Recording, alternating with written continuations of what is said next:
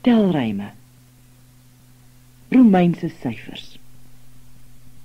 Kom ons tel in Latyn van onder tot bo. I staan vir 1 en dit lyk ook so. Die V is 'n 5, soos elkeen kan sien. 'n V en 'n V is 'n X. Dit is 10. Die L staan vir 50. En 100 is C.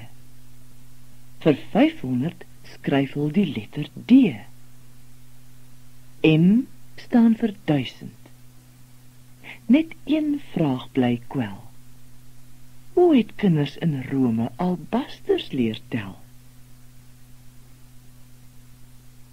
1 tot 20. 1, 2, koppie thee. 3, 4, glasie bier. 5, 6, prop op vlees.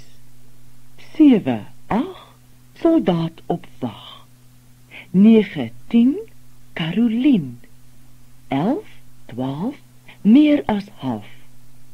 13, 14, weg tot weersien. 15, 16, wie sal bes dien? 17, 18, jy moet wag, Lien. 19, 20, Klaas geswintig. Die Fransman. Onder die groene bome lê 'n Engelse skip. Die Fransman is gekome. Hy is so gek as ek.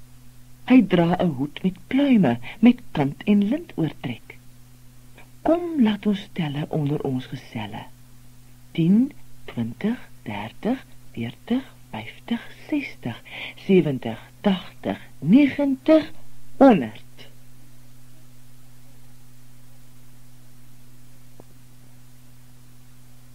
Die 12 ure.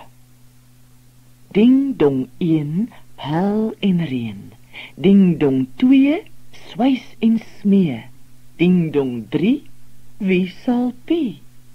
Ding dong 4, wilde stier.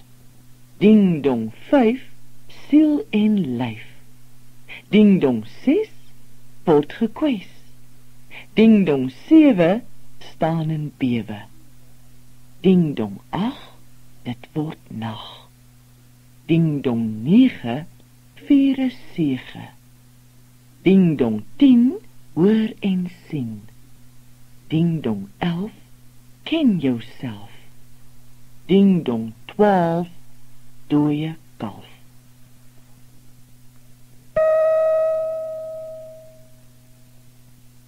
Sin.